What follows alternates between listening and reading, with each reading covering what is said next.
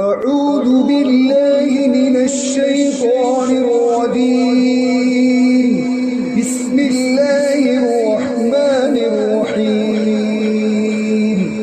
خذ من أموالهم صدقة تطهرهم وتزكيهم بها وصل عليهم إن صلاتك سكن لهم والله سميع عليم. ألم يعلموا أن الله هو يقبل التوبة عن عباده ويأخذ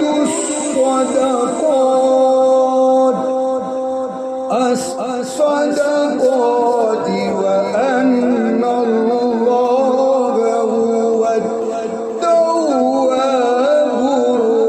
الرحيم. وقل اعملوا فسيرى الله عملكم ورسوله والمؤمنون وستردون إلى عالم الغيب والشهادة فينبئكم بما كنتم تعملون.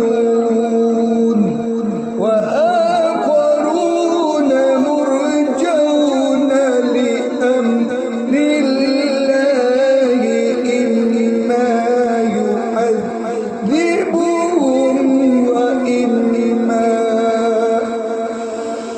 وإما يتوب عليهم والله عليم حكيم. والذين اتخذوا مسجدا ضرارا وكفرا وتفريقا بين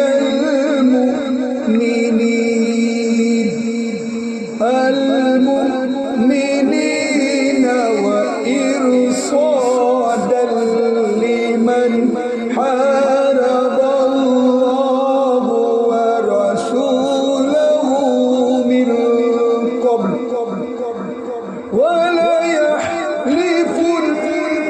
إن أردنا إلا الحسنى والله يشهد إنهم لكاذبون.